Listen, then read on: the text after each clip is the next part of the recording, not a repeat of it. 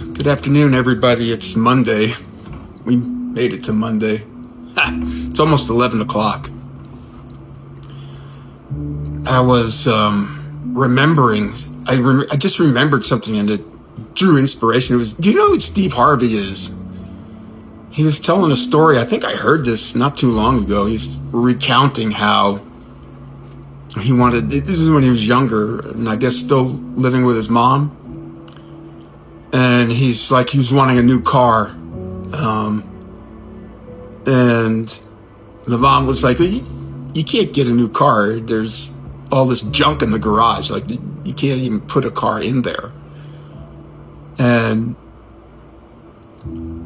the story was pretty involved. I don't remember all of it, but at the end, he cleaned out the garage and he wound up getting this car that he wanted, and I think the moral of the story is that, sometimes you've got to make room for something better if you want it. You have to make changes. You have to make room. You have to clear things out that are in your way, that are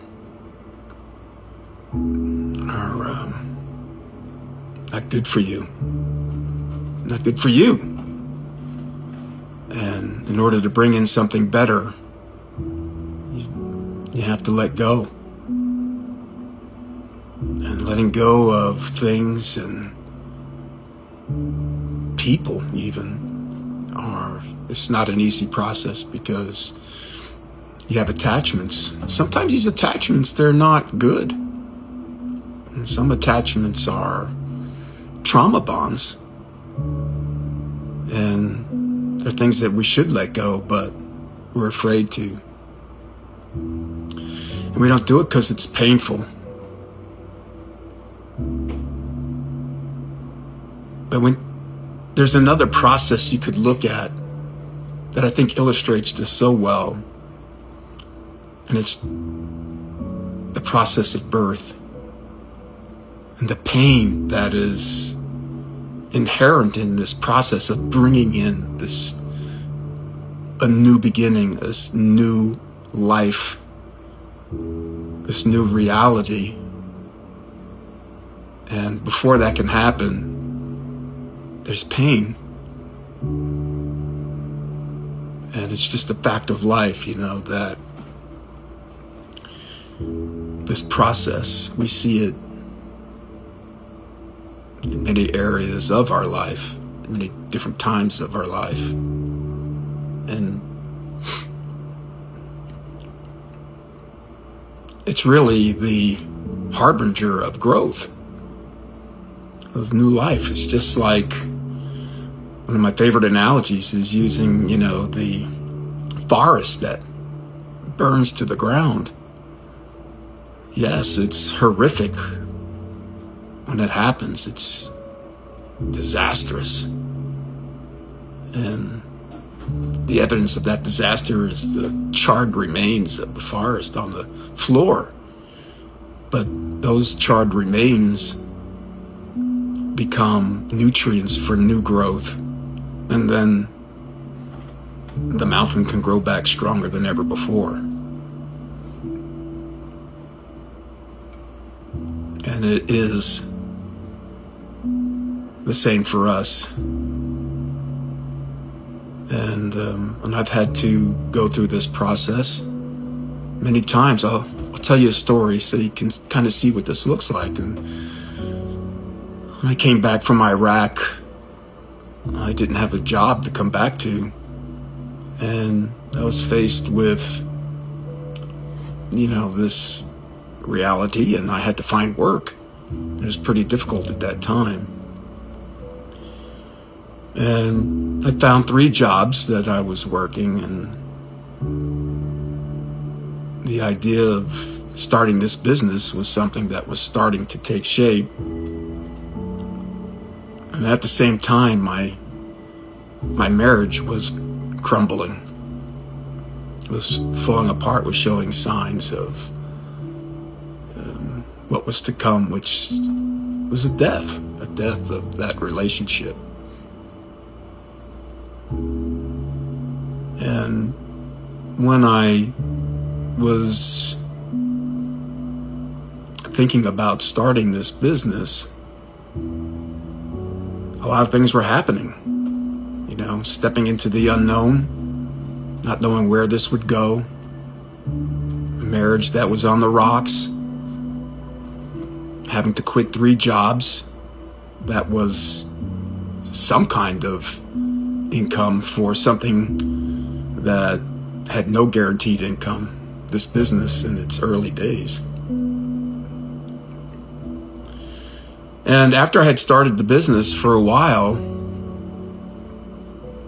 I could feel something happening with my marriage relationship, and I was just coming to terms with the reality that this wasn't going to survive. And I felt the blame shifting from what I perceived to be my wife's issues and faults to a more shared responsibility, and seeing where I was part of this equation and where I had fallen short myself. And it opened some room in my heart for understanding and forgiveness for my wife. And as this process started, over time, I started realizing that both of us were trying to keep something together that was harming both of us, keeping us from something that could be beautiful, but tied to something that just wasn't right for us. And I realized, sitting out on the side of the road selling honey one day, that she deserved to be happy just like me. And I needed to let her go. And I wanted her to be happy. I wanted her to find something or someone that was good for her, someone that was right for her. And I knew that I was going to have this discussion with her. And I did. And that night, I sat with her and I told her exactly what I said here. And we cried and we held hands and we laid in bed side by side and cried some more. And then that was it, and we did the divorce ourselves. There was no lawyers, there was no animosity, there was no, anger. I don't remember. It was a very easy process, and she handled most of it, and she did a great job. And she was very kind. And that ending, even though it was painful, it was the labor pains for a new beginning, a birth of a new beginning, a large chapter in the history of this company.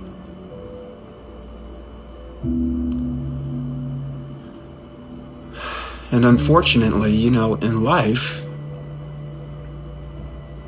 we are faced with these moments. And some people are in our lives for a season, not forever. I know it's very difficult.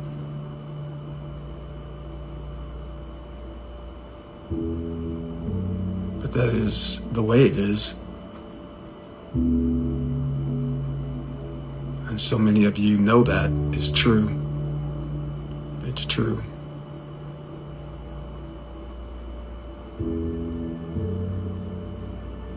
what comes next, it can be beautiful. It's really up to us what we are, what our truth is. What are we holding onto that is real? What are we holding onto that is false? And are we willing to accept what we know is true so that we can move closer to this potential that could be everything you've ever wanted? I mean, it doesn't mean it's always going to be easy, but it could be something beautiful, something you actually really want, but fear gets in the way. And so this process of clearing, it's a necessary process, this purge that happens before the birth pangs, then the actual birth.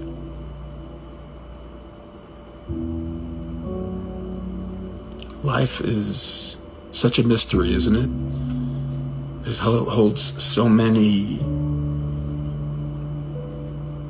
I mean, if you were ever looking for the definition, right, of bittersweet, it is life. But those sweet moments are, man, right, it's worth it. You, God, the universe, source, whatever, brings things into your life, people into your life who change you forever.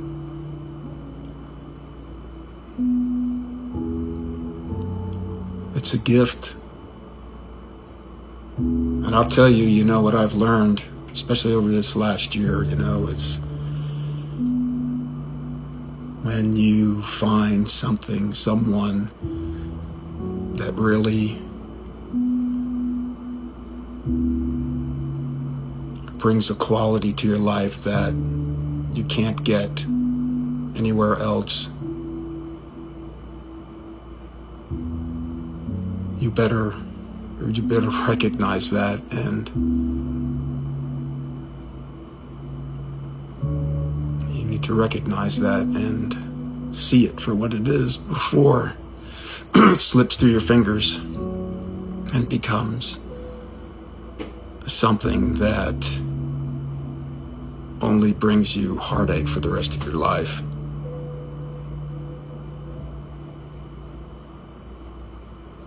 Rarely in life does life give you a second chance, but sometimes it does.